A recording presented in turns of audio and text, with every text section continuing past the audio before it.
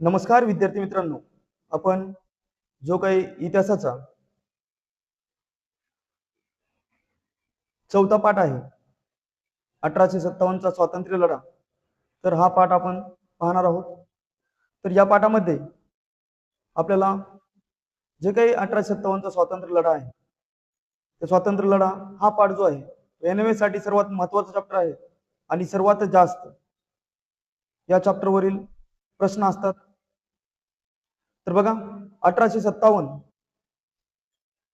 लढ्याची जे काही व्याप्ती आहे, व्याप्ती स्वातंत्र्यवीर सावरकरांनी केलेली आहे. स्वातंत्र्यवीर सावरकरांना ओळखली जाते. त्याच्यानंतर त्यांचं एक पुस्तक आहे, त्या पुस्तकाचं नाव आहे 1857चा स्वातंत्र्य समर. हे त्यांचं गाजलेलं आणि नावाजलेलं पुस्तक आहे. त्याच्यानंतर 1770 मध्ये बंगाल या ठिकाणी, बंगाल या प्रांतामध्ये दुष्काळ पडलेला होता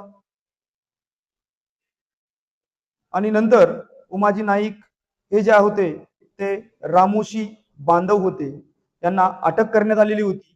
ते म्हणजे 1832 मध्ये. तर यांना 1832 मध्ये अटक करून त्यांना पुणे येथील जे काही येरवडा जेल आहे, येरवडा जेलमध्ये ठेवण्यात आलेलं होतं आणि त्यांना तिथेच फाशी पण देण्यात आलेलं होतं उमाजी नाईक यांना. त्याच्यानंतर जे काही हिंदी सैनिक यांना इंग्रजांनी जे काही बंदुकी दिल्या होत्या, त्या बंदुक्यामध्ये एनफिल्ड बंदुका होत्या. त्याच्यामध्ये गायीची चरबी आणि डुकराची चरबी त्या बंदुकीला लावलेली असायची आणि ती तोंडानं ओढून काढायची होती आणि मग नंतर ते बंदूक चालवता येत होती. मग ते काडतुसा जे होत्या, ते काडतूस 1856 साली ते काडतूस देण्यात आलेले होते. त्याच्यानंतर मंगल पांडे यांनी त्या काडतुसाला विरोध केला की आम्ही हे बंदुकी वापरणार नाही. मग मंगल पांड्यांनी एका इंग्रज अधिकाऱ्यावर गोळीबार केला आणि गोळीबार करत असताना गोळीबार केल्याच्या नंतर त्याचा मृत्यू झाला आणि मृत्यू झाल्याच्या नंतर जे काही मंगल पांडे होते त्यांना फाशी देण्यात आली. त्याच्यानंतर 1857च्या स्वातंत्र्य लढ्याची सूत्रे, तर बघा सूत्र कोण कोण बघितलेले, म्हणजे कुणाकुणाकडे सूत्र होते, तर नानासाहेब पेशवे यांच्याकडे होते. त्याच्यानंतर झाशीची राणी लक्ष्मीबाई यांच्याकडे पण सूत्र होते. त्याच्यानंतर तात्या टोपे यांच्याकडे पण सूत्र होते. पुढे बघायचं आहे, दिल्ली ताब्यात घेतल्यास उठावास प्रारंभ झाला. ज्यावेळेस दिल्लीला ताब्यात घेतलं त्यावेळेस उठावाला काय झालं नाही, प्रारंभ झालेला आहे.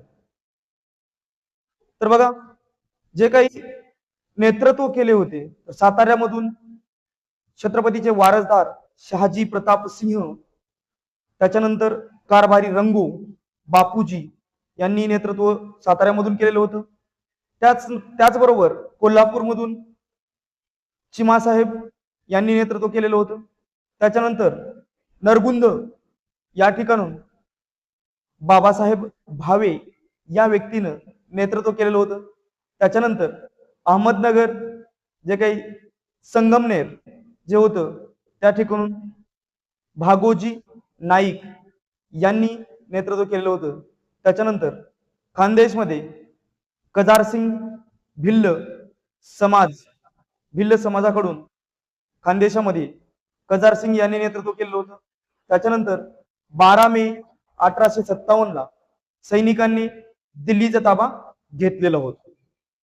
लढा अयशस्वी होण्याची कारणे काय काय होते, तर बघा, जे काही लढा दिला होता तो लढा अयशस्वी झाला होता. त्याचे कारण कुठले, ते लढा अयशस्वी का झाले, अयशस्वी का झाला, तर त्या लढ्याचा प्रसार भारतभर झालेला नव्हता. जे काही लढ्याचा प्रसार होता तो भारतभर झालेलाच नव्हता. त्याच्यानंतर सर्वसामान्य नेत्याचा अभाव, त्याचबरोबर राजे राजवाड्याच्या पाठिंब्याचा अभाव होता. कुण्या राजाचा पाठिंबा नव्हता, कुठल्या राजवाड्याच्या मध्ये पाठिंबा नव्हता, म्हणजे हे सगळ्याचा अभाव त्या ठिकाणी होता. आणि लष्करी डावपेचाचा अभाव होता. लष्करी जे काही डावपेच होते, लष्करी डावपेचाचा अभाव पण त्यामध्ये आपल्याला काय होते दिसून येते. त्याच्यानंतर पुढे ईस्ट इंडिया कंपनीची स्थापना करण्यात आली. कधी 1600 साली. 1600 साली ईस्ट इंडिया कंपनीची स्थापना करण्यात आली. तर ईस्ट इंडिया कंपनीची स्थापना कशासाठी करण्यात आली होती आपण पाठीमागील व्हिडिओमध्ये बघितलेलं आहे. तर भारतामध्ये व्यापार करण्यासाठी या कंपनीची स्थापना केली. त्यानंतर ही ईस्ट इंडिया कंपनी बंद झाली. कधी 1858 मध्ये बंद झाली. त्याचबरोबर जे काही गव्हर्नर जनरल हे पद होतं या पदापासून नवीन जे काही पद तयार झालं ते नवीन पद म्हणजे व्हाईसरॉय हे पद तयार झालेलं आपल्याला दिसून येते.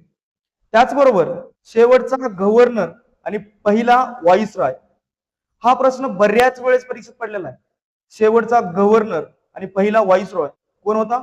लॉर्ड कॅनिंग होता. Lord Canning. त्याचबरोबर इंग्लंडने भारताचा कारभार करण्यासाठी एक नवीन पद निर्माण केलंय. त्याच पदाला भारत मंत्री असं म्हटलं जायचं.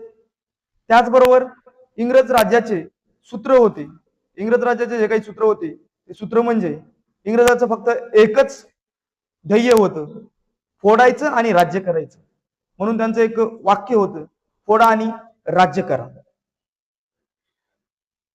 तर हा व्हिडिओ आवडला असेल तर व्हिडिओला लाईक करा, शेअर करा आणि चॅनलला सबस्क्राईब करा.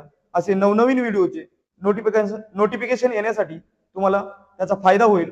आणि तुम्हाला जे काही स्पर्धेच्या परीक्षा आहेत त्या स्पर्धेच्या परीक्षेमध्ये तुम्हाला या व्हिडिओचा फायदा होईल. ओके, धन्यवाद.